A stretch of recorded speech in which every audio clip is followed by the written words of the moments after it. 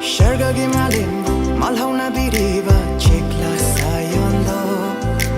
Kohu kohu kongdo na falgon tahaudo liba chekla sayono Jum jum tauriba lechugi ma folakta hutna lona lakpara Taguk taringla liba nungshiegi shai konda tamnarak liba Apong bahay na inge nungshika